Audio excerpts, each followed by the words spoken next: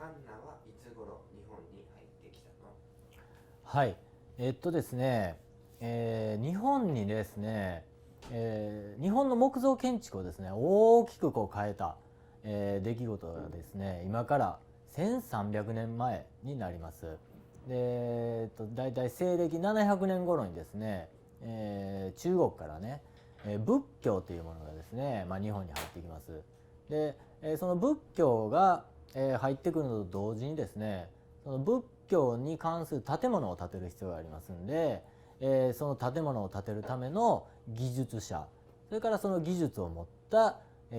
職人、それから、当然ですねその技術をリアルに、行うために、その道具が日本にこう入ってきます。でその時にやっとですね日本に、カンナね、こういう、カンナというものが、日本に入ってきたと、考えられています。はい、で、日本にですね今から1300年前に、カンナが、その仏教とともに、持ち込まれる前はですね、日本はですねこのようなですね、槍カンナと言われるもので、木を加工して、それでその木を加工したものを、仕上げていたということになります。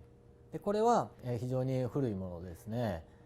それは西暦300年頃にはもうすでにあったというふうな道具になります。でここからですねどんどんどんどん、道具が進化してですね、このようなものが、日本に、導入されて、で今からちょうど150年ぐらい前にですね、2枚ね、今こういうふうに2枚で使うカンナが、開発されて今現在に至るということになります。